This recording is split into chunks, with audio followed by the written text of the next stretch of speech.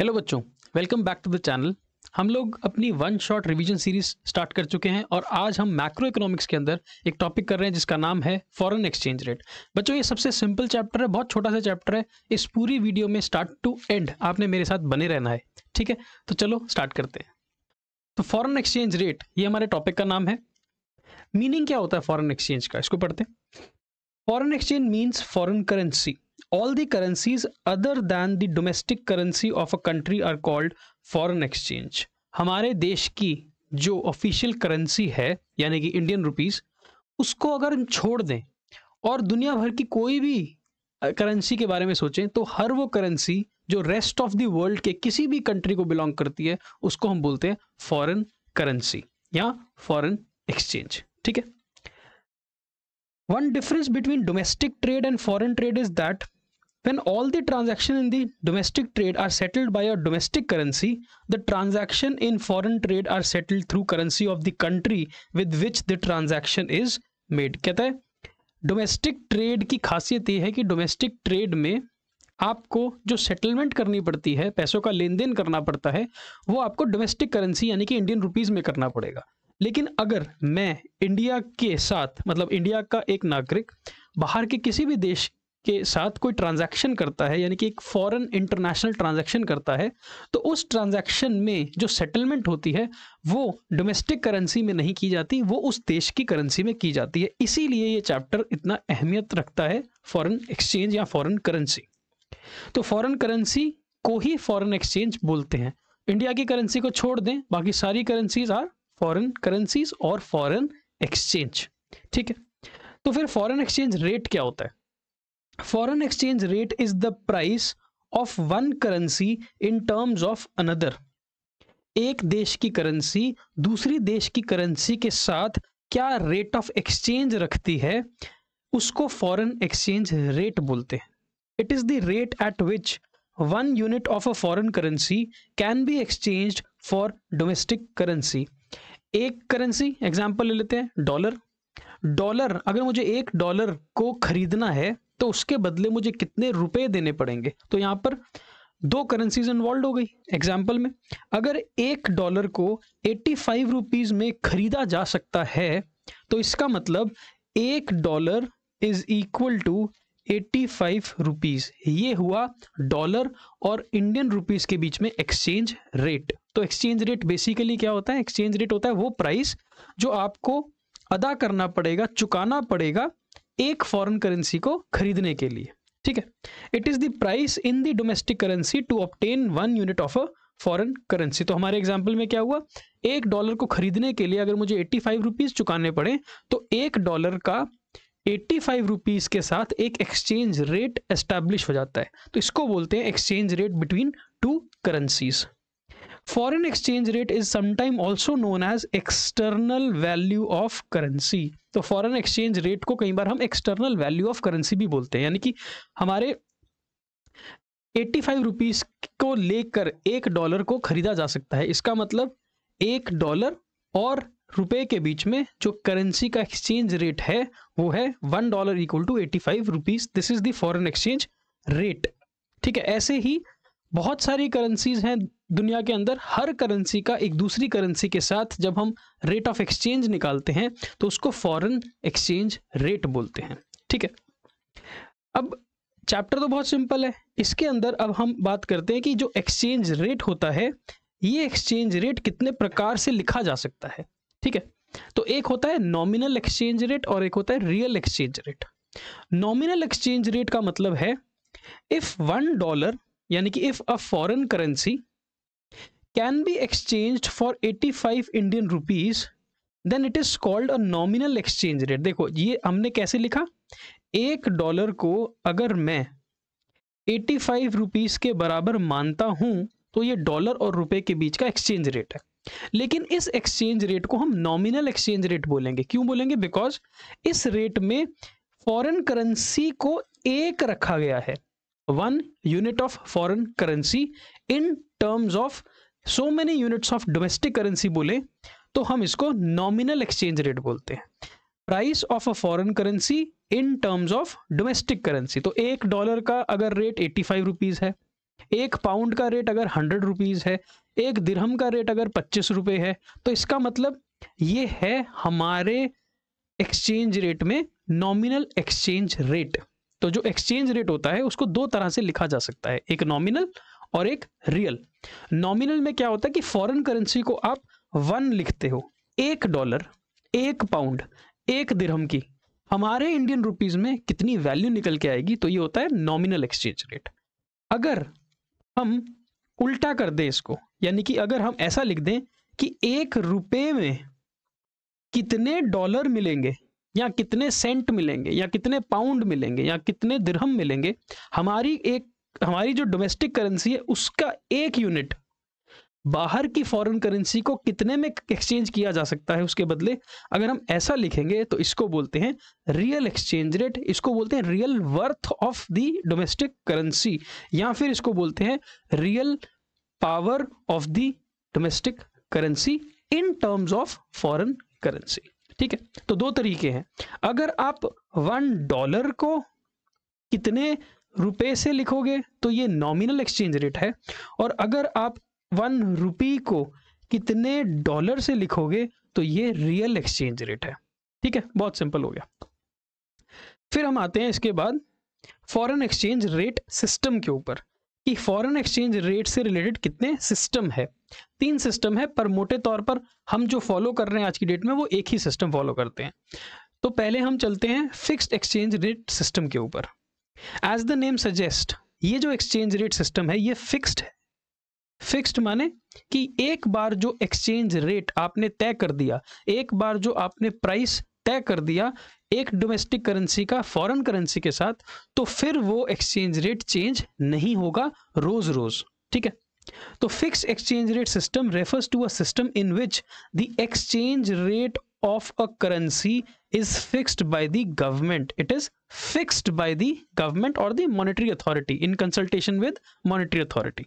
तो जब सरकार किसी भी देश की करेंसी का एक्सचेंज रेट फिक्स कर देती है तो उसको हम फिक्स्ड एक्सचेंज रेट सिस्टम बोलते हैं। The basic purpose of adopting this system is to ensure stability in foreign trade and capital movements. अब देखो, अगर रोज रोज डॉलर और रुपए का एक्सचेंज रेट फ्लक्चुएट करे, जो कि करता है, अगर रोज रोज अप डाउन होगा वो रेट, तो it is becoming difficult in a foreign trade, क्योंकि आपको जब सामान खरीदना है या सामान बेचना है तो उसके बीच में टाइम का डिफरेंस होगा।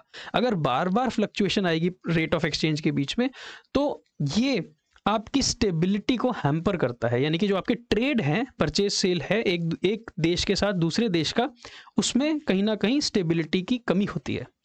अब इसी स्टेबिलिटी को मेंटेन करता है फिक्स सिस्टम, क्योंकि जब आपको पता होगा कि आज का जो रेट है वही अगले हफ्ते तक का रेट होगा या अगले महीने तक का रेट होगा, तो then it becomes easy to do this foreign trade.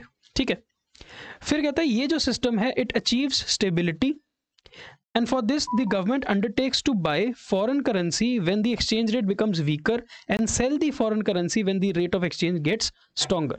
अब कहता है कि जब सरकार रेट ऑफ एक्सचेंज को फिक्स कर देती है तो स्टेबिलिटी मिल जाती है सिस्टम के अंदर, फॉरेन ट्रांजैक्शंस या फॉरेन ट्रेड को करने में इजी हो जाता है हमारे लिए। लेकिन इस स्टेबिलिटी को अचीव करने के लिए सरकार को बहुत कुछ करना पड़ता है। सरकार को इस फॉरेन एक्सचेंज रेट को मेंटेन करने के लिए फॉरेन करेंसी को खरीदना पड़ता है जब फॉरेन एक्सचेंज रेट सस्ता हो जाता है, और बेचना पड़ता है फॉरेन करेंसी को जब फॉरेन एक्सचेंज रेट महंगा हो जाता है। यानी कि जब डॉलर सस्ते हो जाएंगे तो अगर रेट ऑफ एक्सचेंज को मेंटेन करना है तो आपको डॉलर्स बाय करने पड़ेंगे, फॉरेन करेंसी बाय करनी पड़ेगी। ठीक है, ताकि रेट वापस स्ट्रेंथ ले ले। और अगर रेट बहुत ज़्यादा स्ट्रांग है, बहुत ज़्यादा हाई है, तो उसको रिड्यूस करवाने के लिए आपको फॉरेन करेंसी सेल करनी पड़ती है। हालांकि इसके बारे में हम बाद में चर्चा करेंगे। मोटे तौर पर अभी समझ आता है कि जो फिक्स्ड एक्सचेंज रेट सिस्टम है उसके अंदर सरकार के द्वारा एक्सचेंज रेट फिक्स कर दिया जाता है किसी भी करेंसी का, जिस देश की वो करेंसी होती है उसको फिक्स कर देते हैं।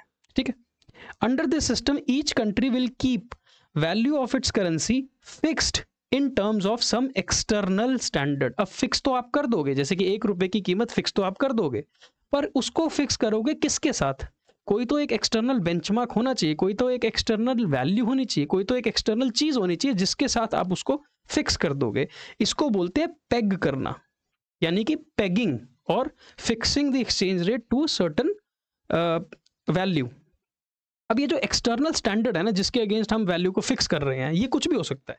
जैसे कि ये गोल्ड के अगेंस्ट हमने रुपए की वैल्यू को फिक्स कर दिया, सिल्वर के अगेंस्ट कर दिया, या और किसी भी प्रेशियस मेटल के अगेंस्ट कर दिया, या फिर किसी और कंट्री की करेंसी के साथ भी इसको फिक्स किया जा सकता है, और even some internationally agreed unit of account. अब तो आजकल बिटकॉइन का ज़माना है, तो अगर हम आज ये बोल दें कि हमारा 1 रुपये एक्स वैल्यू ऑफ बिटकॉइन के बराबर है, तो हमने क्या किया, अपने 1 रुपये को, अपनी डोमेस्टिक करेंसी की वैल्यू को बिटकॉइन के साथ आपने फिक्स कर दिया। तो इस तरह से आप अपने करेंसी की वैल्यू को फिक्स कर सकते हो किसी भी एक्सटर्नल चीज के साथ। नॉर्मली जो फिक्स स्टैंडर्ड फॉलो किया जाता था वो होता था पहले गोल्ड स्टैंडर्ड। गोल्ड स्टैंडर्ड का मतलब क्या होता था कि हर देश अपनी डोमेस्टिक करेंसी को गोल्ड की वैल्यू के साथ फिक्स कर देगा, ठीक है।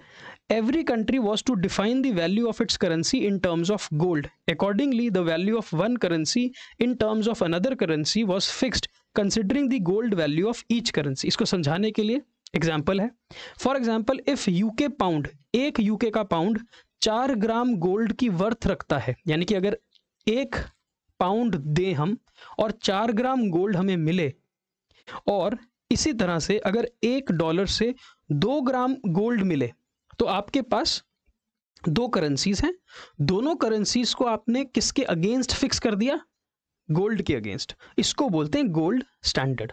अब 1 पाउंड में 4 ग्राम गोल्ड है ना, अब 1 पाउंड में 4 ग्राम गोल्ड है, और $1 में अगर 2 ग्राम गोल्ड है, तो इसका मतलब क्या हुआ कि 1 पाउंड $2 के बराबर है। तो इस तरह से जब आप हर देश की करेंसी को गोल्ड के साथ फिक्स कर देते हो, तो हर करेंसी का गोल्ड स्टैंडर्ड मिल जाता है, हर करेंसी को गोल्ड वैल्यू मिल जाती है। इसको मिंट वैल्यू भी बोलते हैं, पार वैल्यू भी बोलते हैं।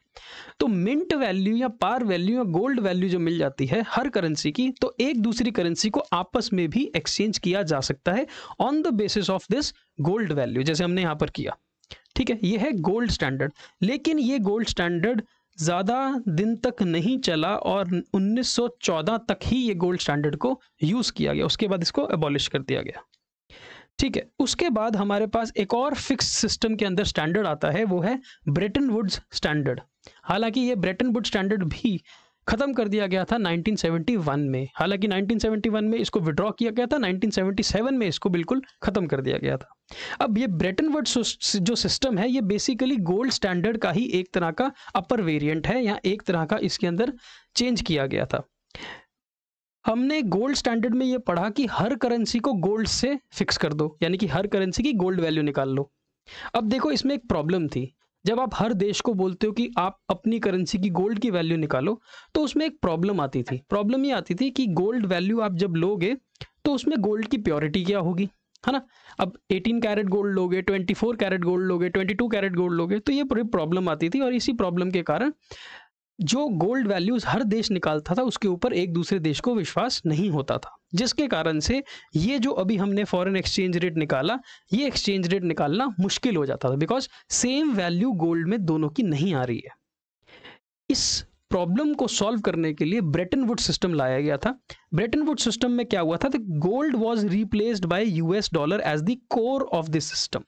तो जहां पर गोल्ड स्टैंडर्ड के अंदर गोल्ड वैल्यू निकाली गई थी हर करेंसी की, ब्रेटन वुड्स सिस्टम में यह बोला गया कि हर करेंसी की गोल्ड वैल्यू निकालने की जरूरत नहीं है, हर करेंसी को नापा जाएगा डॉलर के अगेंस्ट, लेकिन सिर्फ एक डॉलर ही होगा जिसकी गोल्ड वैल्यू कैलकुलेट की जाएगी। तभी तो बोला कि जो काम गोल्ड कर रहा था गोल्ड स्टैंडर्ड में, वो काम डॉलर करने लगा ब्रेटन वुड्स स्टैंडर्ड के अंदर।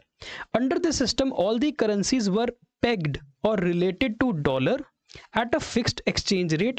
This system gave birth to International Monetary Fund as the central institution in international monetary system. तो ये जो ब्रेटन वुड्स सिस्टम था, इसने सारा गेम चेंज कर दिया। इसने बोला कि गोल्ड वैल्यू सिर्फ किसकी होगी, डॉलर की, और उसके बाद हर करेंसी को डॉलर के साथ पेग कर दिया जाएगा, हर करेंसी को डॉलर के साथ एसोसिएट कर दिया जाएगा, ठीक है। अब इस सिस्टम में डॉलर की सुप्रीमेंसी क्रिएट हो गई, है ना, क्योंकि सिर्फ डॉलर को ही गोल्ड के साथ लिंक किया गया और बाकी सारी करेंसीज को गोल्ड के साथ लिंक कर दिया, डॉलर के साथ लिंक कर दिया गया, ठीक है। ये सिस्टम भी अबॉलिश कर दिया गया था 1977 में और डिसकंटिन्यू हुआ था 1971 के अंदर। ये जो फिक्स सिस्टम है इसको ख़त्म कर दिया गया था वर्ल्ड ओवर और उसके बाद हम आ गए थे फ्लेक्सिबल एक्सचेंज रेट सिस्टम के ऊपर, जो कि आज की डेट में चल रहा है। ठीक है, अब फ्लेक्सिबल एक्सचेंज रेट सिस्टम क्या होता है? फ्लेक्सिबल एक्सचेंज रेट सिस्टम होता है वो सिस्टम जहां पर exchange rate between two currencies is determined by the market forces of demand and supply. तो एक फॉरेन एक्सचेंज मार्केट होती है, फॉरेन एक्सचेंज मार्केट जैसे एक नॉर्मल गुड्स मार्केट होती है जहाँ पे सामान मिलता है, सर्विस मार्केट जहाँ पे किसी सर्विस का लेन देन होता है, ऐसे ही फॉरेन एक्सचेंज मार्केट होती है जहाँ पे करेंसीज का ट्रेड किया जाता है। डॉलर खरीदा जाता है, डॉलर बेचा जाता है, रुपए खरीदे जाते हैं, रुपए बेचे जाते हैं, एक करेंसी को दूसरी के साथ कन्वर्ट किया जाता है, वो होती है फॉरेन एक्सचेंज मार्केट। अब एक फॉरेन एक्सचेंज मार्केट के अंदर किस तरह से फॉरेन एक्सचेंज रेट दो करेंसीज के बीच में डिटर्मिन होता है, वो होता है डिमांड और सप्लाई के बेस पे। जैसे नॉर्मल किसी भी सामान का, हमने माइक्रो इकोनॉमिक्स में पढ़ा ना, किसी भी सामान का जो रेट है या प्राइस है मार्केट कैसे तय करती है? डिमांड और सप्लाई की इंटरेक्शन के साथ। वैसे ही foreign exchange rate foreign exchange market के अंदर कैसे डिटर्मिन होता है? डिमांड और सप्लाई ऑफ डिफरेंट करेंसीज के बेस पे। The value of the currency is allowed to fluctuate freely according to the changes in demand and supply of foreign exchange. Unlike the fix system, देखो fix system में क्या है कि fix system में तो एक बार आपने करेंसी की फॉरेन एक्सचेंज या एक्सटर्नल वैल्यू को फिक्स कर दिया ना, तो बार बार आप उसको घटाते बढ़ाते नहीं हो, बार बार उसको आप चेंज नहीं करते हो, बार बार उसके अंदर वेरिएशन फ्लक्चुएशंस नहीं आती है। ये फिक्स सिस्टम था। बट फ्लेक्सिबल सिस्टम के अंदर क्या होता है, जैसे जैसे फॉरेन करेंसी का डिमांड और सप्लाई पैटर्न चेंज होगा वैसे वैसे उसका एक्सचेंज रेट चेंज होना शुरू हो जाएगा। There is no official or a government intervention in the foreign exchange market. Fixed exchange rate system में तो फिक्स्ड एक्सचेंज रेट तय करने का काम गवर्नमेंट ने किया था, लेकिन फॉरेन एक्सचेंज का जो फ्लेक्सिबल रेट सिस्टम है उसमें ये जो फॉरेन एक्सचेंज रेट है इसको तय करने का गवर्नमेंट के पास कोई भी इंटरवेंशन नहीं है, गवर्नमेंट के पास कोई भी पावर नहीं है। Simply international foreign exchange market के अंदर जैसे जैसे करेंसीज की डिमांड और सप्लाई बढ़ती घटती रहेगी वैसे वैसे जो फ्लेक्सिबल एक्सचेंज रेट है वो एसोसिएट होता रहेगा एक दूसरी करेंसीज के बीच में। The flexible exchange rate is also known as floating exchange rate. Floating का मतलब क्या होता है? ऊपर नीचे बहाव की तरह फ्लोट करना। तो flexible exchange rate floating exchange rate ही बोला जा सकता है। The exchange rate is determined by the market, that is, it is through the interaction of banks, firms, other institutions who are seeking to buy and sell currency for the purpose of making transactions in foreign exchange. तो जो foreign exchange rate है ये market पे determine कैसे होता है? बहुत सारे जो बैंक्स हैं, इंस्टीट्यूशंस हैं, ब्रोकर्स हैं, डीलर्स हैं जो कि फॉरेन एक्सचेंज या करेंसीज के बीच में ट्रेड करते हैं, खरीदते बेचते हैं, तो उनके ये जो खरीदने और बेचने का पैटर्न होता है, यानी कि जो डिमांड और सप्लाई होती है इस मार्केट के अंदर, यही तय करती है कि जो फॉरेन एक्सचेंज रेट होगा वो किस तरह से कैलकुलेट होगा। ठीक है, तो फ्लेक्सिबल एक्सचेंज रेट और फिक्स्ड एक्सचेंज रेट आपको समझ आता है। फिक्स्ड में तो डिटर्मिनेशन करने की कोई खास जरूरत होती नहीं है, because it is determined by the government. अब तो वो खत्म हो गया, अब कोई ऐसा फिक्स सिस्टम है नहीं। तो अब जो फ्लेक्सिबल एक्सचेंज रेट है या जो फ्लोटिंग एक्सचेंज रेट है वो डिटरमिन कैसे करेगी मार्केट, उसको समझते हैं। पहले हम ये बात समझते हैं कि डिमांड और सप्लाई प्राइस कैसे डिफाइन करता था किसी भी चीज़ का। मैंने आपको एक एग्जांपल मैं यहाँ पे दे रहा हूँ। मान लीजिए आप मार्केट के अंदर एप्पल्स खरीदने जाते हो, ठीक है, तो एक होती है एप्पल्स की क्वांटिटी बॉट और सोल्ड, और एक होता है एप्पल्स का प्राइस। अब जो एप्पल्स की सप्लाई कर रहा है सप्लायर, उससे मार्केट में सप्लाई क्रिएट होती है, और सप्लाई कर्व होता है अपवर्ड स्लोपिंग। तो ये मान लो ये है एप्पल्स का सप्लाई कर्व, और जो कंज्यूमर्स हैं, जो लोग एप्पल्स की डिमांड कर रहे हैं, उसके बेस पे डिमांड कर्व तय हो जाता है एप्पल्स का। तो ये डिमांड और सप्लाई कर्व बन गया। अब इस डिमांड और सप्लाई की इंटरैक्शन जिस पॉइंट पर होती है वहां से हमारा प्राइस डिटरमिन हो जाता है। फॉर एग्जाम्पल 10 रुपये मार्केट में एस्टैब्लिश हो गए, इस 10 रुपये पे जो डिमांड और सप्लाई है एप्पल्स की वो बाजार में सेम है, इसका मतलब जो मार्केट है वो अपने इक्विलिब्रियम पे है, राइट। तो इस तरह से मार्केट में डिमांड और सप्लाई जब इंटरैक्ट करती हैं एक दूसरे के साथ तो वो एक प्राइस एस्टैब्लिश कर देती हैं। इसको बोलते हैं price determination in the market. अब जैसे ये गुड्स मार्केट में हुआ ना, एप्पल्स, ऑरेंजेस, इन चीज़ों की जैसे मार्केट है, जिस तरह से ये मार्केट के अंदर किसी भी सामान का प्राइस एस्टैब्लिश करती है मार्केट, वैसे ही फॉरेन एक्सचेंज मार्केट के अंदर डिमांड और सप्लाई ही तय करेगी कि foreign exchange rate between two currencies क्या होगा। अब देखो कैसे समझते हैं इसको। In the flexible exchange rate system, the exchange rate of a currency is freely determined through the interaction of demand and supply of foreign exchange in the exchange market। अब देखो, एक तरफ हम लिख देते हैं यहां पर इसको समझने के लिए, एक तरफ हम लिख रहे हैं फॉरेन करेंसी यानी कि मान लो डॉलर, डॉलर की सप्लाई और डॉलर का कर्व बनाते हैं एक तरफ, ठीक है, यानी कि on the X axis there is the quantity of dollars bought and sold in the market, और दूसरी तरफ है रेट ऑफ एक्सचेंज, दूसरी तरफ है rate of exchange in terms of rupees, ठीक है, तो यहां पर ये रुपए हैं। तो एक तरफ डॉलर की क्वांटिटी है एक्स एक्सिस पे और एक तरफ रुपए है ऑन दी वाई एक्सिस। अब जैसे नॉर्मल डिमांड कर्व होता है वैसे ही यहां पर एक डिमांड कर्व आएगा which is a downward sloping demand curve. Similarly जैसे एक अपवर्ड स्लोपिंग सप्लाई कर्व होता है वैसे ही डॉलर का एक सप्लाई कर्व होगा। अब जिस पॉइंट पर जाकर demand of dollar supply of dollar के बराबर हो जाएगी उस रेट को हम बोलते हैं exchange rate between dollar and रुपए। तो अगर मैं ये बोलूं कि डिमांड और सप्लाई 80 रुपीज पर जाकर सेम हो जाती है तो ये रेट निकल के आया $1 इज इक्वल टू 80 रुपीज। तो ये है फ्लेक्सिबल एक्सचेंज रेट जो मार्केट ने एस्टैब्लिश किया, जो मार्केट ने डिटरमिन किया, जो मार्केट ने बताया कि 80 रुपीज पे अगर डॉलर खरीदो या बेचोगे तो डॉलर की जितनी डिमांड है वो डॉलर की सप्लाई के बराबर हो जाएगी, ठीक है। तो इस तरह से इक्विलिब्रियम निकलता ना मार्केट के अंदर। इसी तरीके से हमारा जो फॉरेन एक्सचेंज रेट है फ्लेक्सिबल सिस्टम के अंदर वो डिमांड और सप्लाई तय करती है, ठीक है। अब सवाल उठता है कि सर क्या ये बार बार एक्सचेंज रेट चेंज हो सकता है? तो यस, देखो ना, यहां पे चलते हैं,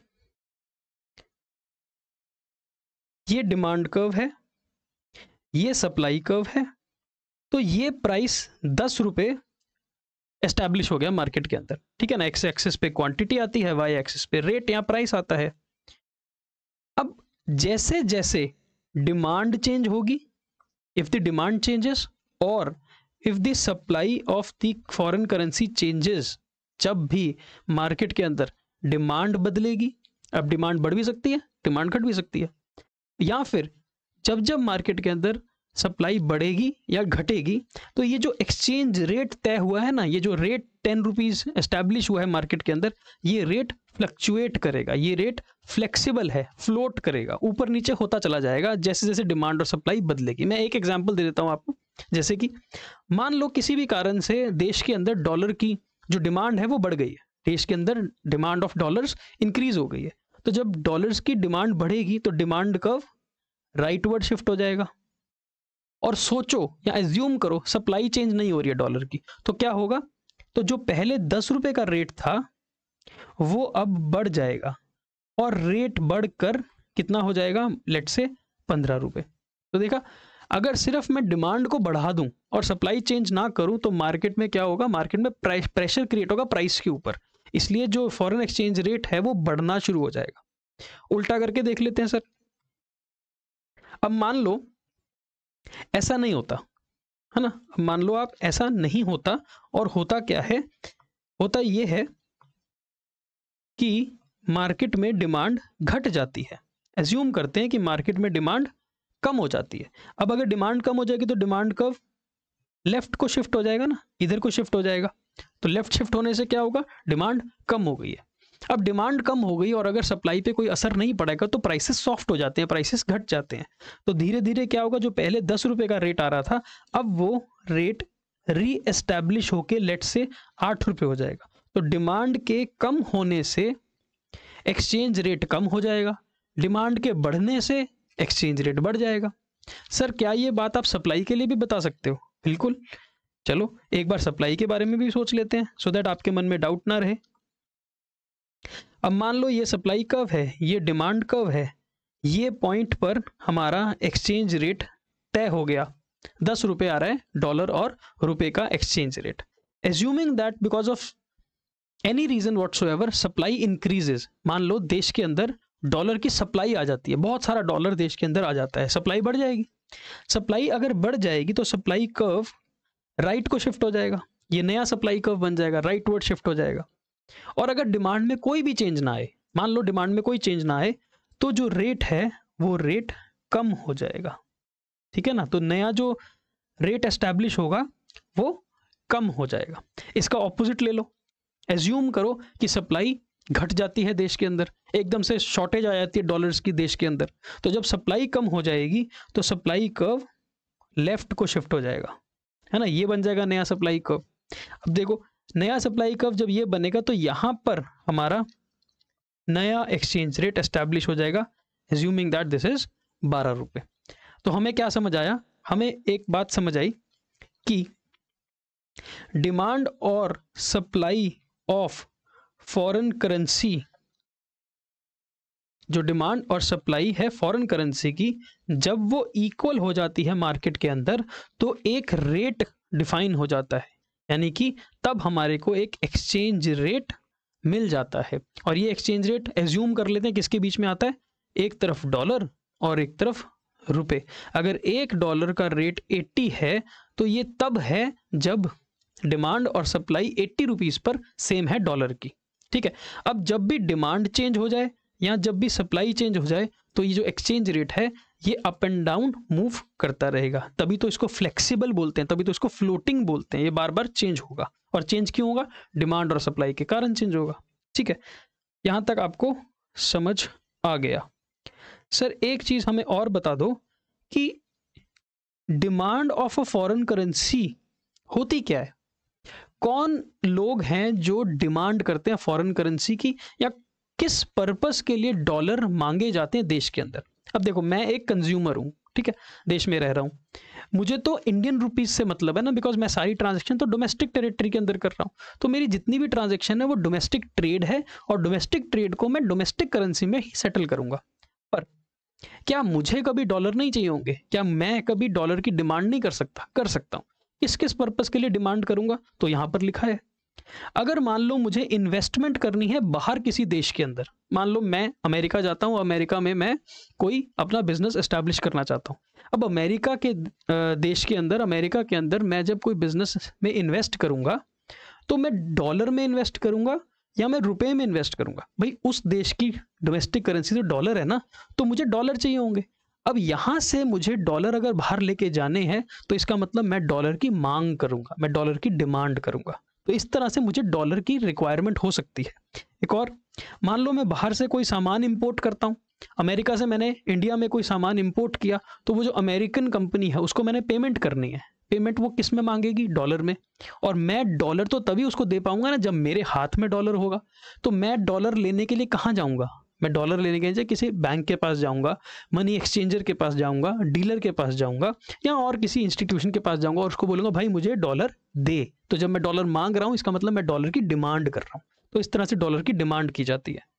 फिर अगर हमने टूरिस्ट, स्टूडेंट या मेडिकल ट्रीटमेंट के लिए बाहर जाना है ना, घूमने जाना है, एज ए स्टूडेंट पढ़ने जाना है, या अपना कोई इलाज कराने जाना है, तो बाहर तो डॉलर चलेगा ना, इंडियन रुपीस नहीं चलता है, तो बाहर डॉलर लेके जाना पड़ेगा, यहीं से लेके जाएंगे, तो इसको बोलते हैं डिमांड ऑफ डॉलर।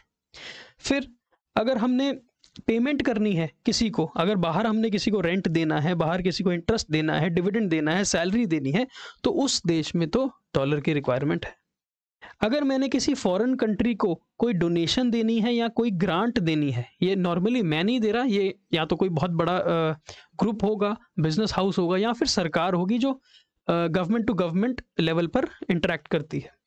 तो किसी भी तरह की डोनेशन या ग्रांट जो मैं फॉरेन करेंसी में किसी को दूंगा, कंट्री में किसी को दूंगा, तो वो फॉरेन करेंसी में दी जाती है, और देने के लिए मेरे पास करेंसी होनी चाहिए, और लेने के लिए ही तो हम डिमांड करेंगे करेंसी की। ठीक है, तो ये कुछ कुछ रीजंस हैं जिसमें हम डिमांड करते हैं फॉरेन करेंसी की। अब हम देश में डिमांड तो कर रहे हैं फॉरेन करेंसी हमें मिल जाए, फॉरेन करेंसी हमें मिल जाए, हमें कहीं से डॉलर आ जाए, डिमांड। लेकिन आएंगे कहाँ से? तो लाने के लिए होती है सप्लाई ऑफ फॉरेन करेंसी। तो फॉरेन करेंसी की डिमांड तो समझ आ गई कि मुझे डॉलर क्यों चाहिए, मुझे डॉलर किस पर्पस के लिए चाहिए, वाई आई डिमांड डॉलर्स या फॉरेन करेंसी। इसी तरह से सप्लाई ऑफ फॉरेन करेंसी कहाँ से आएगी, पैसा कहाँ से आएगा in the form of foreign currency, तो उसको बोलते हैं सप्लाई।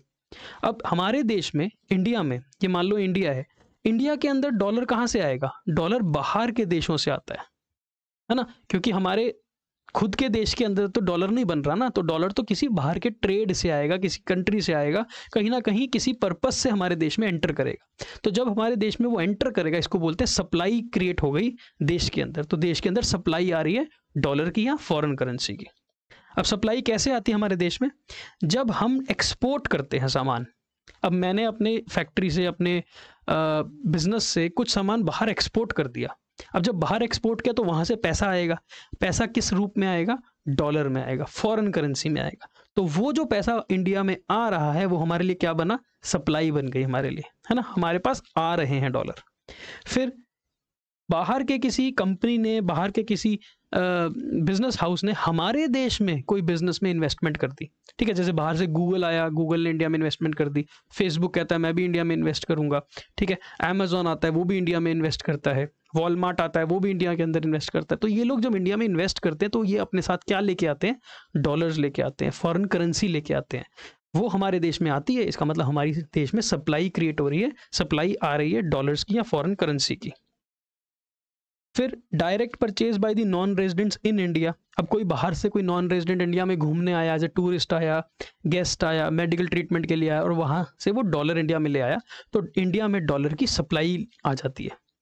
हमारे को रेमिटेंस मिल जाती है non residents living in foreign countries. अब हमारा कोई दोस्त, भाई, रिश्तेदार बाहर रहता है, वो हमारे को डॉलर्स भेज सकता है ना, वो हमारे को बाहर से फॉरेन करेंसी भेज सकता है, तो वो हमारे लिए सप्लाई आएगी देश के अंदर। सिमिलरली हमारे को किसी देश से ग्रांट मिल जाए, किसी देश से हमारे को डोनेशन मिल जाए, या फिर हम कभी लोन ले लें किसी वर्ल्ड के किसी भी कंट्री से, है ना। अगर वर्ल्ड बैंक से हमने लोन ले लिया, इंटरनेशनल मॉनेटरी फंड से हमने पैसा लोन ले लिया, हमने दुबई से पैसा लोन में ले लिया, हमने अमेरिका से पैसा लोन में ले लिया, हमने चाइना, जापान से लोन लिया, तो ये जो पैसा हम लोन का लेंगे तो ये हमारे पास फॉरेन करेंसी के रूप में देश के अंदर आएगा, यानी कि हमारे लिए सप्लाई बनेगी। तो मोटे तौर पर आपको ये बात समझ आती है कि डिमांड और सप्लाई ऑफ फॉरेन करेंसी ये दो अलग पहलू हैं, और इन्हीं डिमांड और सप्लाई की इंटरेक्शन से ही हमारा फॉरेन एक्सचेंज रेट तय होता है। अब हम डिमांड बढ़ाते जाएं, हमें डॉलर चाहिए, हमें डॉलर चाहिए, हमें डॉलर चाहिए, और कॉन्सिक्वेंटली सप्लाई नहीं बढ़े, तो डिमांड के बढ़ने से क्या होगा? फॉरेन एक्सचेंज रेट बढ़ना शुरू हो जाएगा। उल्टा सोचो, अगर मान लो हमारे पास सप्लाई बढ़नी शुरू हो जाए, बाहर से बहुत सारे देश इंडिया के अंदर आ रहे हैं, मेक इन इंडिया बहुत सक्सेसफुल हो गया, हमारे देश की जो गवर्नमेंट है बहुत अच्छा काम कर रही है, उस कारण से लोग हमारे में इन्वेस्ट कर रहे हैं देश में, तो एक तरह से क्या होगा कि डॉलर की, फॉरेन करेंसी की सप्लाई बढ़ जाएगी। अब डिमांड उतनी तो है नहीं, तो डिमांड के कम रहने से और सप्लाई के बढ़ जाने से जो फॉरेन एक्सचेंज रेट है वो नीचे आना शुरू हो जाएगा। तो ये डिमांड और सप्लाई का खेल है सारा, जो फॉरेन एक्सचेंज रेट तय करता है बाजार के अंदर। ठीक है, होपफुली आपको यहां तक समझ आ गया।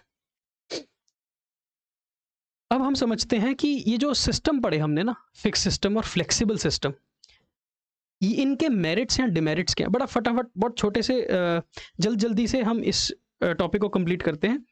फिक्स्ड एक्सचेंज रेट सिस्टम जो था वो ये था कि सरकार एक बार जो रेट है वो तय कर देगी किसी भी एक्सटर्नल वैल्यू के साथ, जैसे कि रुपए का गोल्ड के साथ वैल्यू तय कर देगी, और वो वैल्यू हमेशा के लिए 10 दिन, 15 दिन, महीना, 2 महीने, 6 महीने के लिए तय हो जाएगी, अब वो चेंज नहीं होने वाली है। ठीक है, ऐसे ही रुपए की वैल्यू सिल्वर में सरकार फिक्स कर देगी। तो जब fixed exchange rate system word मिले आपको, तो उसका मतलब क्या कि the exchange rate of the currency is fixed to some external value, किसी ना किसी चीज के साथ उसकी वैल्यू को फिक्स कर दिया है कि भाई 1 रुपए में 1 ग्राम गोल्ड है, अब ये फिक्स है, अब ये चेंज नहीं हो रहा है। तो अब इस सिस्टम का फायदा क्या है, एडवांटेज क्या है, मेरिट क्या है, इसको समझते हैं। सबसे बड़ा एडवांटेज इसका ये है कि ये स्टेबिलिटी देगा। बार बार फॉरेन एक्सचेंज रेट्स फ्लक्चुएट नहीं करेंगे। जब हमने तय ही कर दिया कि हमारा 1 रुपये में 1 ग्राम गोल्ड है, अब वैल्यू एक्सचेंज रेट फ्लक्चुएट नहीं करेगी क्योंकि हम गोल्ड की वैल्यू को चेंज नहीं कर रहे हैं और अपने रुपए की वैल्यू गोल्ड से आपने निकाल ली है।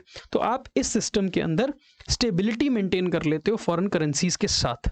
अब जब स्टेबिलिटी मेंटेन हो जाएगी तो इसका मतलब अनसर्टेनिटीज नहीं रहेंगी, रेट की फ्लक्चुएशन नहीं रहेगी, ट्रेड करना भी ईजी हो जाएगा। तो यहाँ पर लिखा फैसिलिटेट्स इंटरनेशनल ट्रेड। जब मुझे पता होगा कि $1 की इतनी ही वैल्यू रहेगी, है ना, क्योंकि मेरे करेंसी की वैल्यू फिक्स है, तो अल्टीमेटली एक्सचेंज रेट भी फिक्स हो जाएगा। पेगिंग करोगे जब आप, है ना, जब एक दूसरे के साथ वैल्यू निकालोगे तो। अब क्योंकि वैल्यू सेम रहने वाली है तो मुझे अच्छा लगेगा कि स्टेबिलिटी ऑफ द करेंसी है और मैं इजीली किसी भी अपने फॉरेन कंट्री पार्टनर के साथ ट्रेड कर पाऊंगा।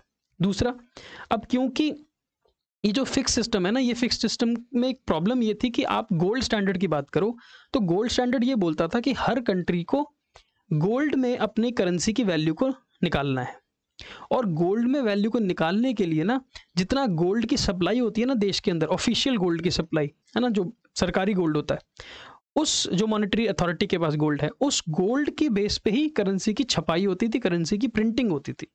अब करेंसी ज़्यादा प्रिंट करनी है तो आपको ज़्यादा गोल्ड रखना पड़ेगा। अब कई बार क्या होता है, जब इन्फ्लेशन आती है, वो आती इसलिए क्योंकि आपकी करेंसी सर्कुलेशन में बढ़ जाती है। अब इस सिस्टम में क्या है, फिक्स सिस्टम में, कि करेंसी को छापने के लिए गोल्ड चाहिए। अब जब तक करेंसी छापने के लिए गोल्ड चाहिए और गोल्ड बढ़ेगा नहीं तो करेंसी भी ज़्यादा नहीं छाप पाओगे, और करेंसी अगर नहीं ज़्यादा छपेगी, करेंसी की प्रिंटिंग अगर ज़्यादा नहीं होगी तो इन्फ्लेशन आने का चांस नहीं होता है। तो इस तरह से fixed exchange rate system inflation को कंट्रोल में रखता है, चेक में रखता है। क्या लिखते हैं, there is a gold reserve requirement और a value of the currency in a country which implies that the supply of money in the economy is always proportionate to the gold. Limited supply of gold means limited supply of money. Fix system में क्या है कि gold value निकाली हुई है, जब तक gold same रहेगा तब तक करेंसी की वैल्यू सेम रहेगी, मनी सप्लाई लिमिटेड रहेगी। गोल्ड की वैल्यू, गोल्ड बढ़ाओगे, गोल्ड की मात्रा इंक्रीज होगी तो ही जाके आप प्रिंटिंग ऑफ न्यू करेंसी कर सकते हो।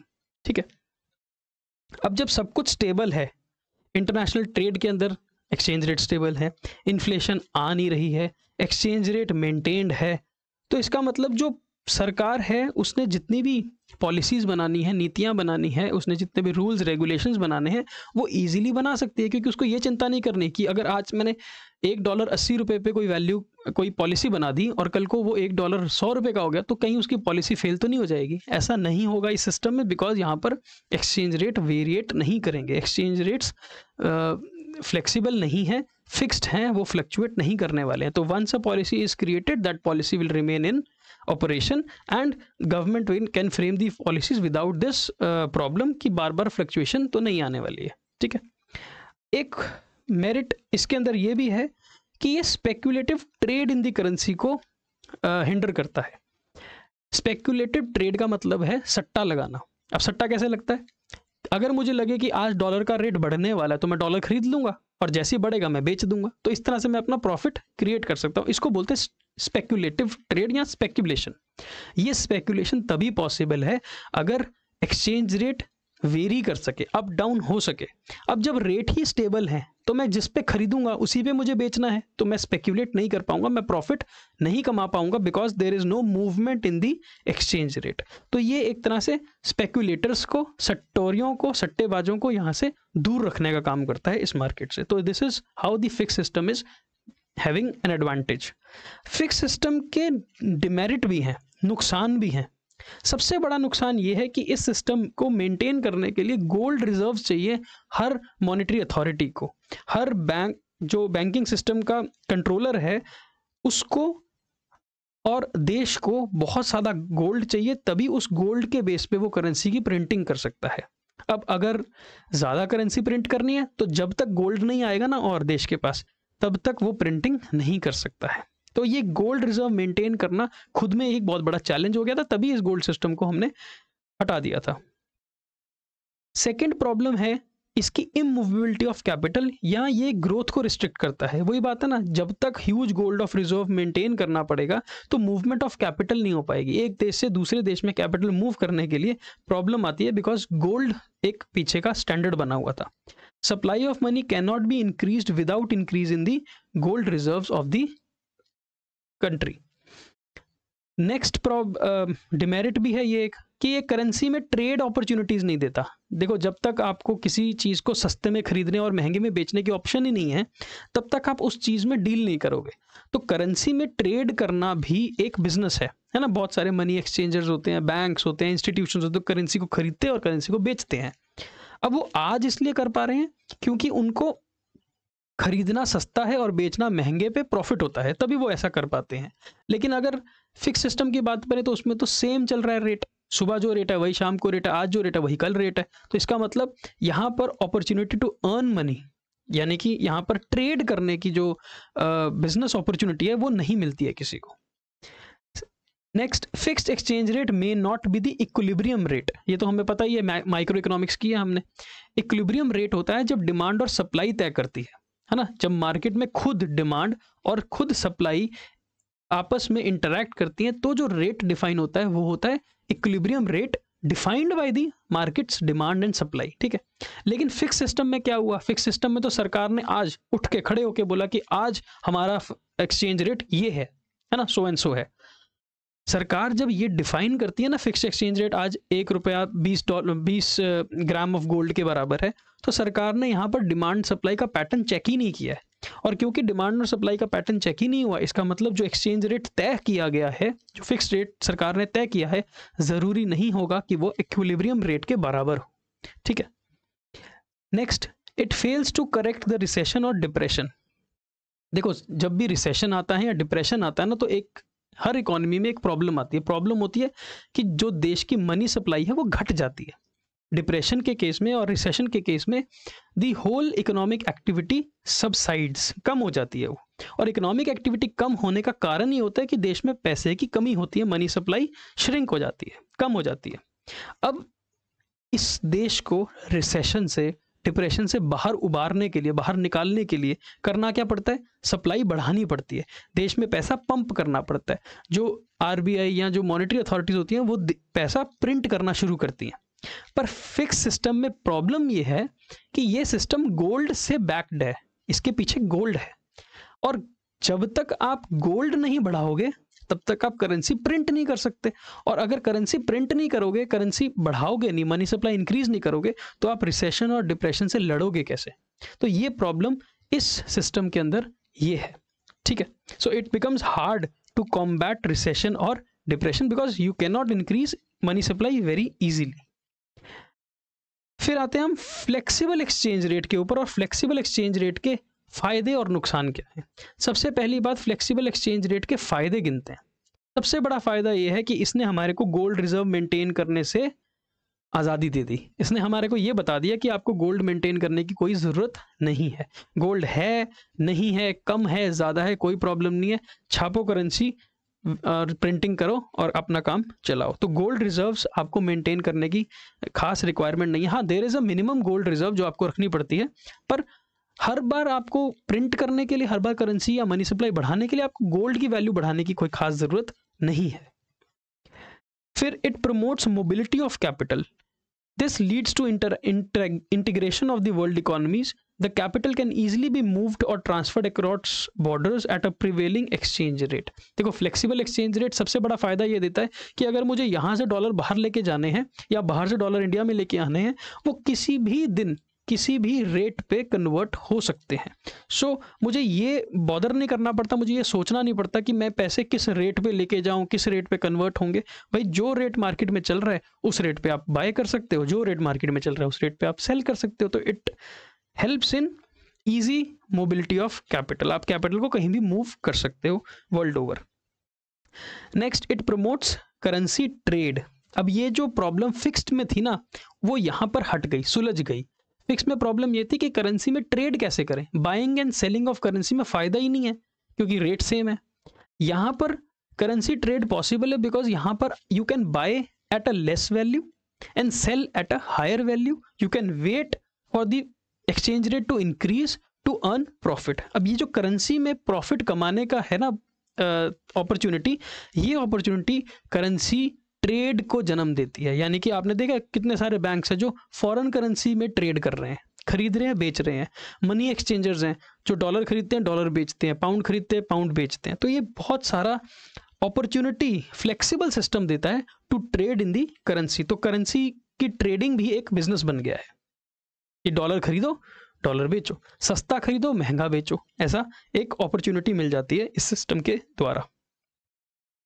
इस सिस्टम के भी कुछ नुकसान हैं। सबसे पहला नुकसान है कि ये मार्केट में इनस्टेबिलिटी लेके आती है। आपको ये नहीं पता कि सुबह जो रेट है डॉलर का, अगर मान लो सुबह एक डॉलर 80 रुपए का है, ऐसा भी हो सकता है शाम तक आते हैं वो 60 रुपए का हो जाए, और ऐसा भी हो सकता है वो 90 रुपए का हो जाए। तो ये जो फ्लेक्सिबल एक्सचेंज रेट है ना, ये वॉलेटिलिटी लेके आता है मार्केट के अंदर, ये स्टेबिलिटी से दूर कर देता है वर्ल्ड इकोनॉमीज को। तो it creates market instability. Accordingly the traders and investors are expose to high risk factor. अब मान लो मैंने डॉलर खरीद लिया 80 रुपए पे, ये सोच के कि डॉलर का रेट तो बढ़ जाएगा, और उल्टा हुआ, डॉलर का रेट घट गया, क्योंकि ये तो फ्लेक्सिबल सिस्टम है ना, ऊपर नीचे तो चलता रहेगा, तो मुझे नुकसान भी हो सकता है। नेक्स्ट, क्योंकि ये मार्केट में इंस्टेबिलिटी लेके आता है, क्योंकि डॉलर्स का रेट, फॉरेन करेंसी का रेट बार बार ऊपर नीचे होता रहता है, तो सरकार के लिए कोई भी पॉलिसी बनाना थोड़ा सा प्रॉब्लमेटिक हो जाता है। ठीक है, तो कोई भी सरकार जब पॉलिसी लेके आती है एक्सपोर्ट्स या इंपोर्ट्स से रिलेटेड, वो पॉलिसी डिपेंड करती है एक्सचेंज रेट क्या चल रहा है, और एक्सचेंज रेट तो फ्लेक्सिबल है, कभी भी ऊपर नीचे हो सकता है। तो ये जो पॉलिसीज है ना, इनको बार बार रिव्यू करना पड़ता है, बार बार चेक करना पड़ता है कि जो पॉलिसी $1 80 के रेट पे बनाई थी, वो पॉलिसी $1 100 के रेट पे अच्छी नहीं होगी, तो it has to be reviewed. ठीक है, देन जैसे सरकार पॉलिसीज बनाती है, वैसे जो बिजनेस पार्टनर्स होते हैं ना अक्रॉस द नेशंस, इंडिया का बिजनेस अमेरिकन बिजनेस के साथ डील कर रहा है, अमेरिका का बिजनेस यूके के बिजनेस के साथ डील कर रहा है, तो ये जो बिजनेस होते हैं अक्रॉस द बॉर्डर्स, ये आपस में ट्रेड एग्रीमेंट्स बनाते हैं, और ट्रेड एग्रीमेंट्स जब बनता है, लेन देन होता है, वो भी किसी एक रेट पे स्टार्ट होता है। तो जिस रेट पे आपने ये ट्रेड एग्रीमेंट किया है ना, मान लो मैंने अमेरिका के साथ एक ट्रेड एग्रीमेंट कर लिया कि मैं वहां से कोई मशीन लेके आऊंगा। अब जिस दिन मैंने एग्रीमेंट किया उस दिन रेट चल रहा है $1 80 का, और जिस दिन मशीन एक्चुअली में आनी है देश के अंदर, मान लो 3 महीने 6 महीने साल बाद जब मशीन बन के मेरे पास आएगी, उस दिन क्या रेट होगा ये तो पता नहीं ना आज की डेट में। तो ये डिफिकल्टी होती है कि हम ट्रेड के अंदर नेगोशिएट किस हिसाब से करें, क्या रेट पे हम नेगोशिएट कर सके। So it becomes difficult to create these bilateral trade agreements between trading partners. ठीक है, then domestic economy is vulnerable to external shocks.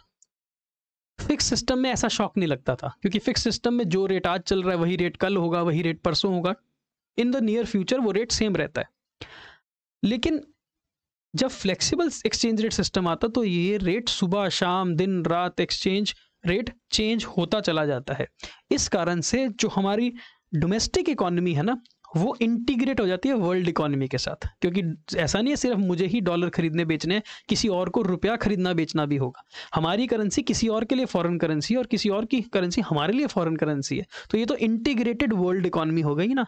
अब इसमें क्या होता है कि जो अमेरिका को फैक्टर अफेक्ट करेगा, वही फैक्टर से हमारा देश भी अफेक्ट होगा। अगर वहां पर डॉलर की कमी आ जाएगी तो यहां पर भी डॉलर की कमी महसूस होगी, जिस कारण से जो foreign exchange rate between Indian currency and dollar है वो चेंज होना शुरू हो जाएगा। तो हम ये नहीं कह सकते कि अगर वहां पर रिसेशन आएगा तो यहां नहीं आएगा, अगर वहां आएगा तो यहां भी आएगा। उसका इम्पैक्ट डिफरेंट हो सकता है, पर उस शॉक से, उस एक्सटर्नल रिस्क से हम अछूते नहीं होंगे। हम उसको ये नहीं कह सकते कि इंडिया को ऐसा कोई भी प्रॉब्लम नहीं होने वाला, या इंडिया को कोई ऐसा फर्क नहीं पड़ने वाला।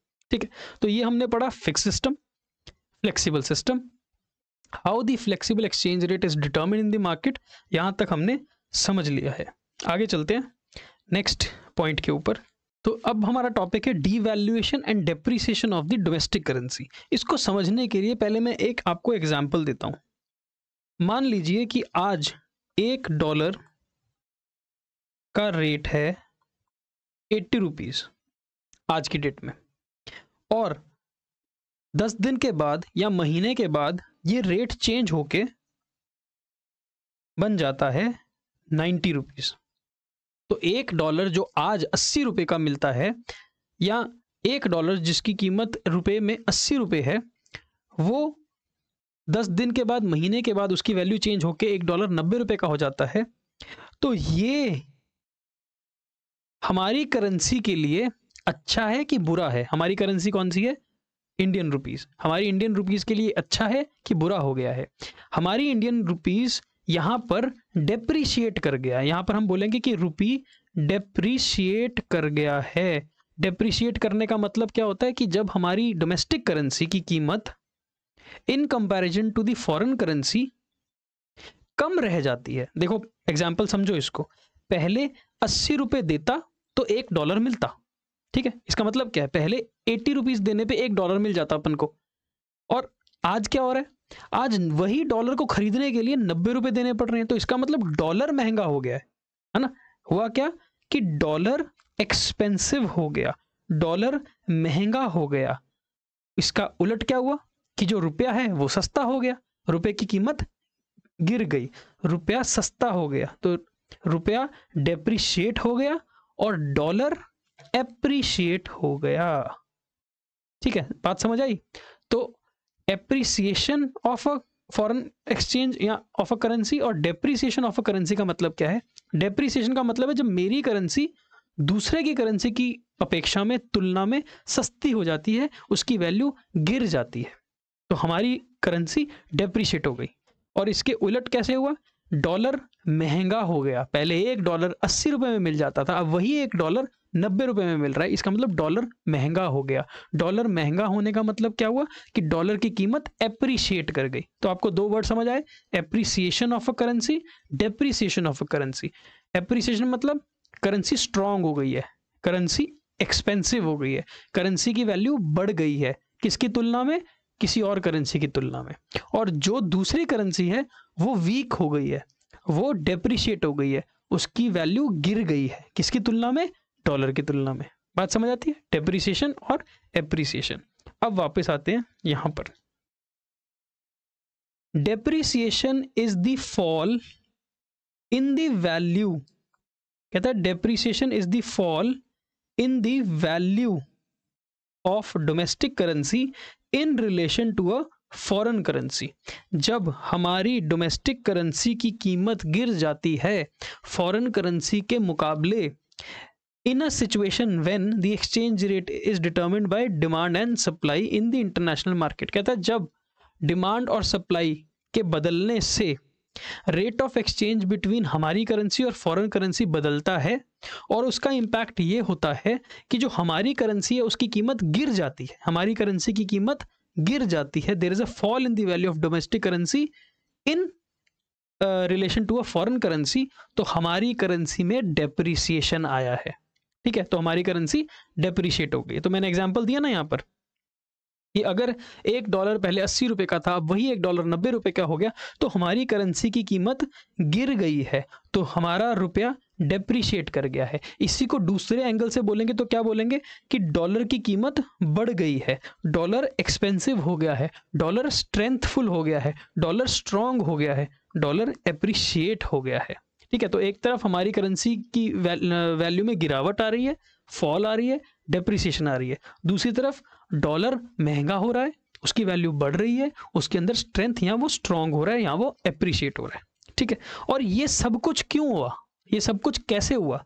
ये सब कुछ डिमांड और सप्लाई के खेल से हुआ। सब कुछ डिमांड और सप्लाई ही तो तय करती है। तो जैसे जैसे डिमांड और सप्लाई का पैटर्न चेंज करेगा, वैसे वैसे ये जो रेट है डॉलर और रुपए का, ये बदलेगा। और ये रेट बदलने से या तो हमारी करेंसी में डेप्रिसिएशन आएगी या फिर फॉरेन करेंसी में डेप्रिसिएशन आएगी। ठीक है, सो depreciation is because of the normal demand supply patterns. Normal जो डिमांड और सप्लाई के फ्री फोर्सेस हैं वो ऑपरेट करते हैं इंटरनेशनल मनी मार्केट के अंदर, और उसके कारण ही आपकी जो फॉरेन करेंसी है उसकी तुलना में हमारी डोमेस्टिक करेंसी की वैल्यू डेप्रिशिएट या फिर एप्रिशिएट हो सकती है। It is normal feature. ठीक है, लेकिन इसके उलट एक होती है डीवैल्यूएशन। है तो सेम ही, डीवैल्यूएशन में भी सेम काम होने वाला है, लेकिन devaluation is the fall in the value of domestic currency in relation to a foreign currency, but it is planned by the government in a situation when exchange rate is not determined by the supply and demand, but it is fixed by the government of different countries। devaluation के case में भी यही हुआ। जैसे मान लो आज 1 दिसंबर है। आज $1 80 का है। ठीक है, कल सुबह उठते ही हमारे देश की जो सरकार है, गवर्नमेंट है, उसने ये बोला कि आज से $1 हो गया $100 का। आज से $1 हो गया $100 का। तो ये जो 80 से आपने रेट चेंज करके 100 किया है, इसको क्या बोलते हैं? इसको बोलते हैं डीवैल्यूएशन ऑफ डोमेस्टिक करेंसी। आपने अपने रुपए की कीमत खुद ही कम कर दी, आपने अपने रुपए की कीमत खुद ही गिरा दी। तो यहाँ पर क्या है? It is planned action of the government.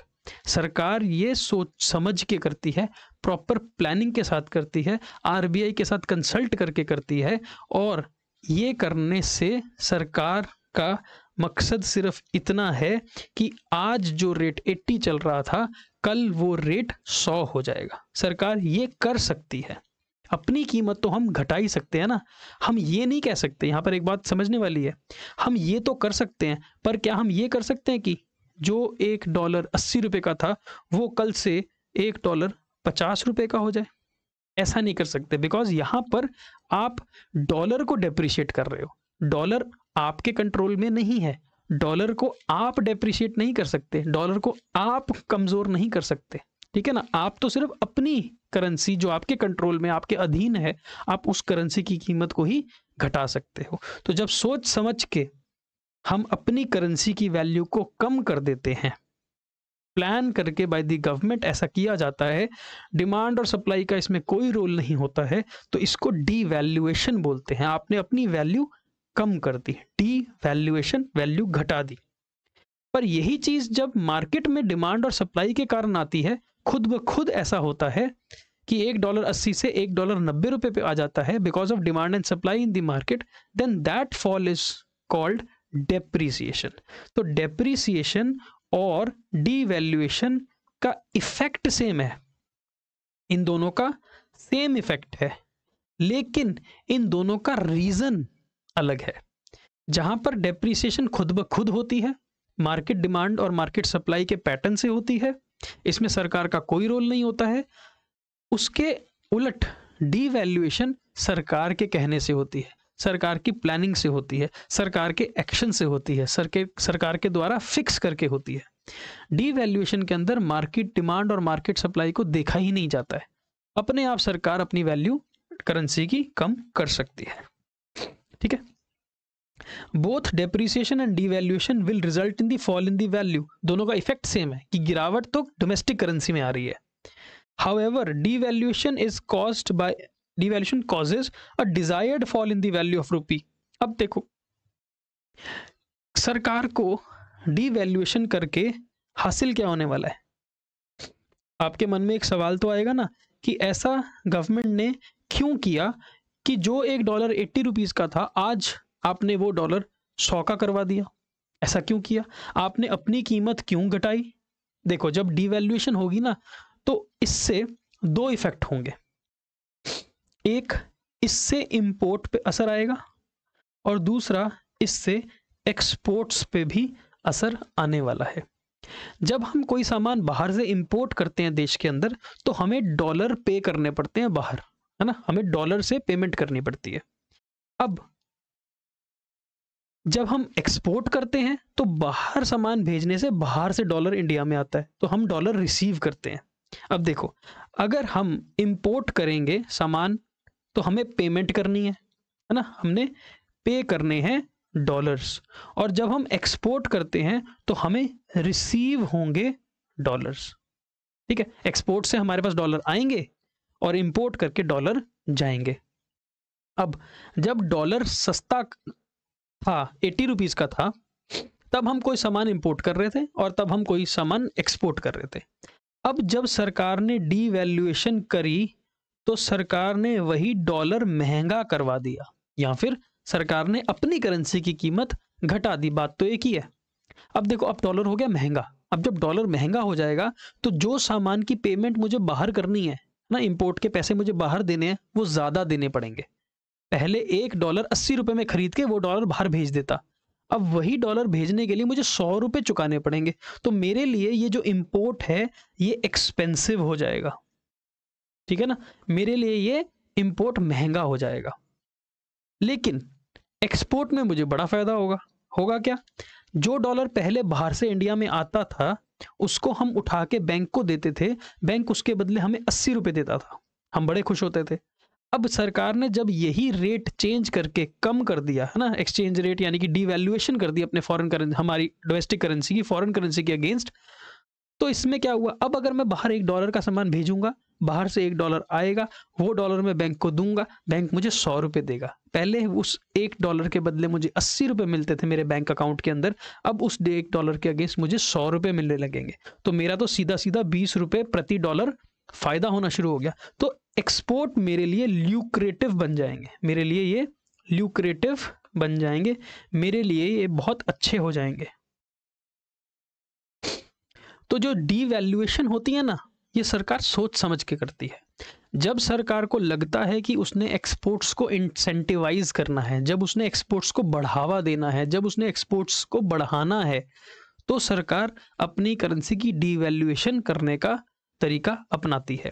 और सिमिलरली जब सरकार को लगता है कि इंपोर्ट को हमें रोकना चाहिए, जब हमें इंपोर्ट को कंट्रोल में लाना चाहिए, हमारे देश का बहुत सारा पैसा बाहर जा रहा है in the form of payment of import, तो फिर इंपोर्ट को रोकने के लिए इंपोर्ट को महंगा करना पड़ता है। इंपोर्ट को महंगा करने के लिए आप डिवैल्यूएशन कर सकते हो। तो ये जो डिवैल्यूएशन है ना, ये सोच समझ के सरकार करती है, क्योंकि इसका इम्पैक्ट इंपोर्ट पर भी आने वाला है, एक्सपोर्ट मार्केट पे भी आने वाला है।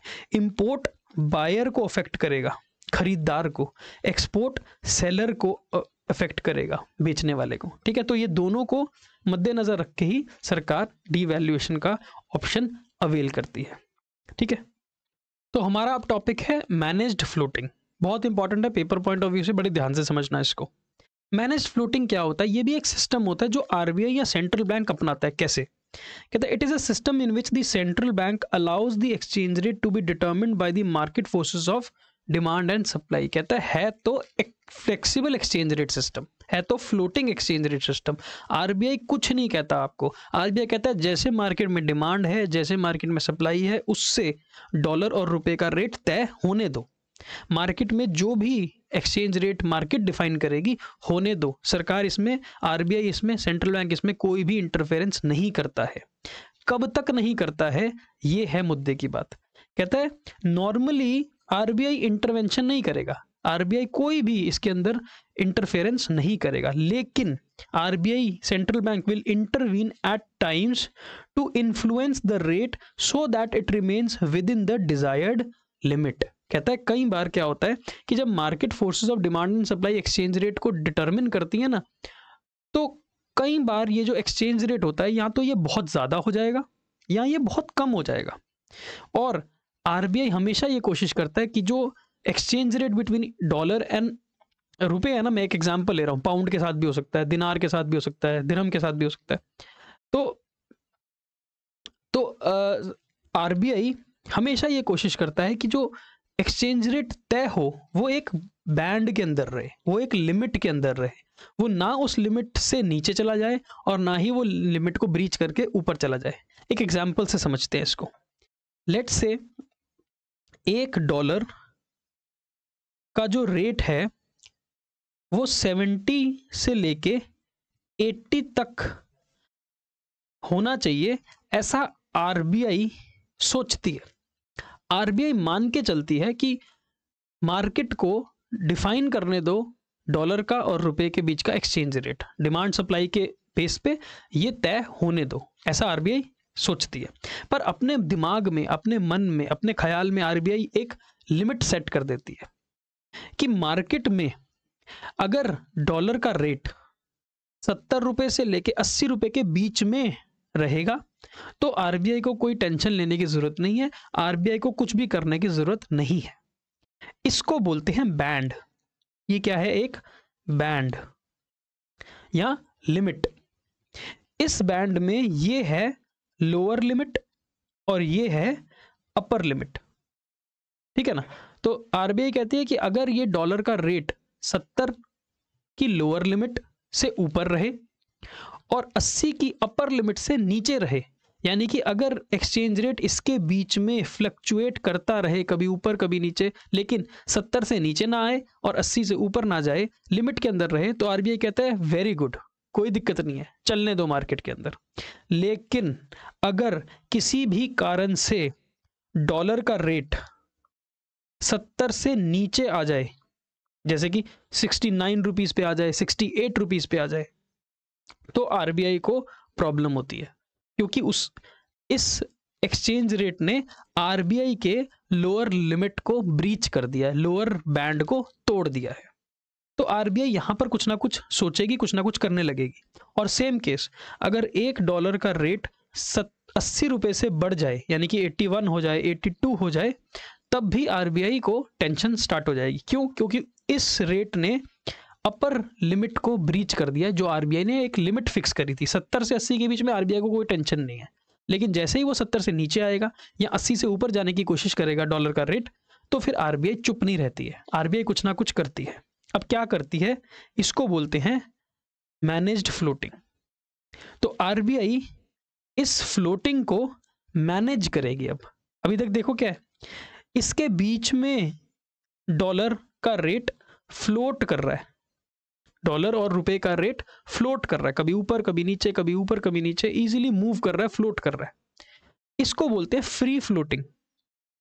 फ्री फ्लोटिंग क्यों बोलते हैं इसको? क्योंकि आरबीआई इसके अंदर कोई भी इंटरवेंशन नहीं कर रही, सरकार का कोई रोल नहीं है, किसी भी मॉनेटरी एजेंसी का कोई रोल नहीं है, ठीक है। It is happening freely because of demand and supply. लेकिन जब इसने 70 से नीचे आना शुरू कर दिया या 80 से ऊपर जाना शुरू कर दिया, तो आरबीआई यहां पर इंटरवेंशन करना शुरू करेगा, आरबीआई यहां पर इंटरफेयर करना शुरू करेगा। आरबीआई इस फ्लोटिंग को, ये जो फ्लोटिंग हो रही थी ना ऊपर नीचे, इसको मैनेज करना शुरू करेगा, तभी इसको बोलते हैं मैनेज्ड फ्लोटिंग। अब ये मैनेज्ड फ्लोटिंग क्या होती है? आरबीआई ने क्या बोला? आरबीआई ने बोला कि इस बैंड के अंदर 70 से 80 रुपए के बीच में डॉलर कोई भी वैल्यू ले ले, अपन को कोई टेंशन नहीं है, कोई दिक्कत नहीं है। लेकिन अगर ये जो रेट है ये 70 से नीचे चला जाए, जैसे कि 68 आ जाए, या फिर 80 से ऊपर चला जाए, जैसे कि 81, 82 चला जाए, तो आरबीआई को प्रॉब्लम है। आरबीआई क्या चाहती है? अब आरबीआई चाहती है कि ये जो रेट 68 पर चला गया है, इसको वापस 70 या 70 से ऊपर लेके आए। एंड सिमिलरली जो रेट 82 पर चला गया है, इसको वापस लाके 80 से नीचे किया जाए।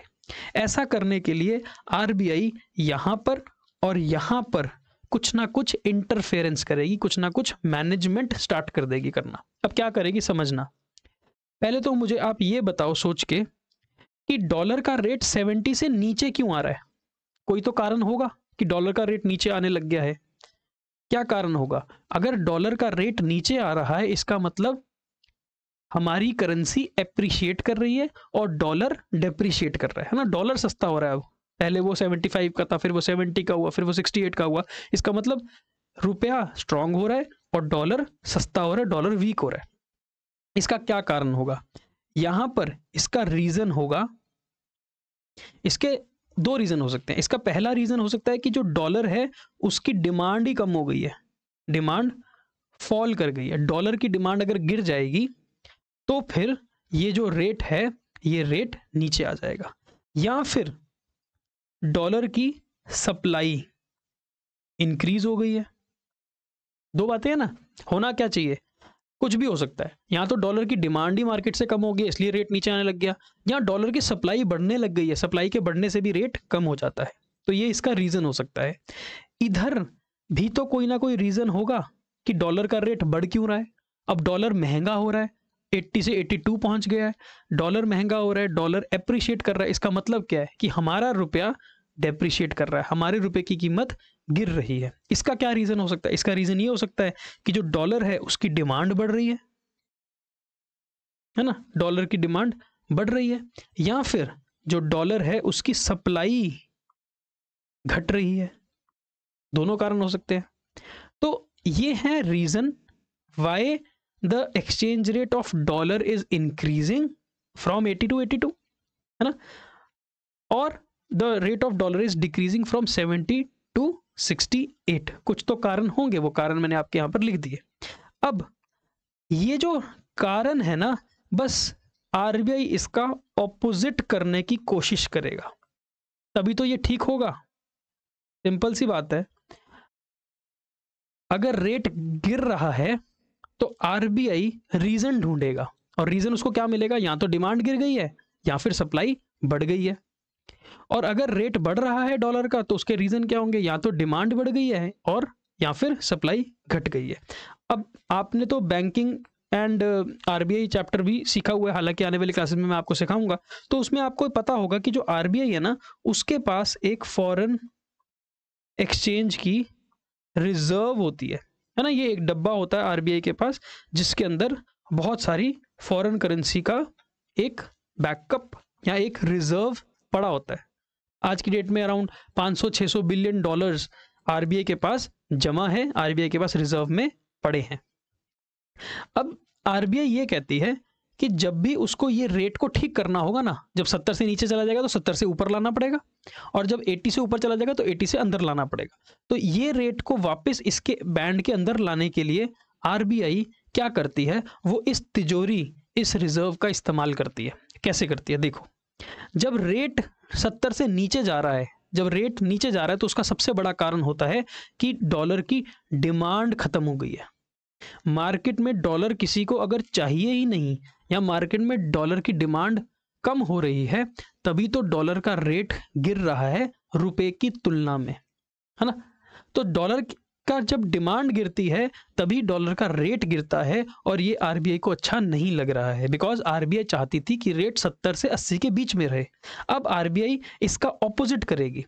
डिमांड अगर गिर रही है तो आरबीआई डिमांड बढ़ाना शुरू करेगी। डिमांड आरबीआई कैसे बढ़ाएगी? आर्टिफिशियल परचेज करके।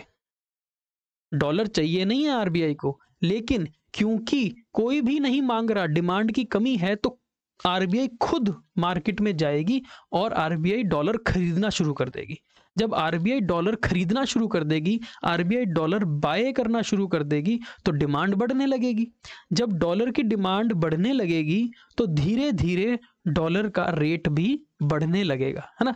जैसे जैसे डिमांड बढ़ती है वैसे वैसे प्राइस बढ़ता है किसी भी सामान का। तो सिमिलरली वही फंडामेंटल जो माइक्रो में आपने गुड्स एंड सर्विसेज में पढ़े हैं, वही फॉरेन एक्सचेंज मार्केट के अंदर भी अप्लाई करेंगे।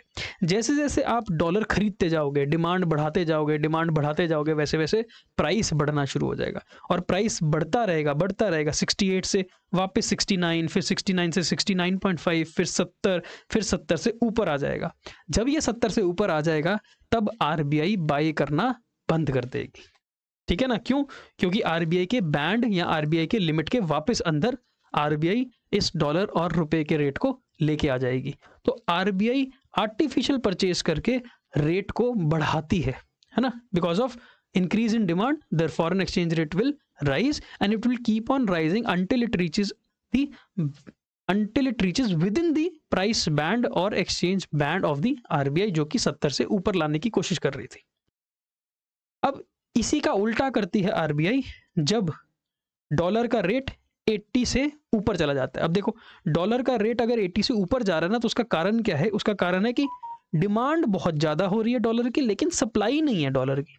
बाजार में लोगों को डॉलर तो चाहिए, डिमांड तो है, पर बाजार में सप्लाई नहीं कर रहा कोई डॉलर, बाजार में सप्लाई शॉर्ट है।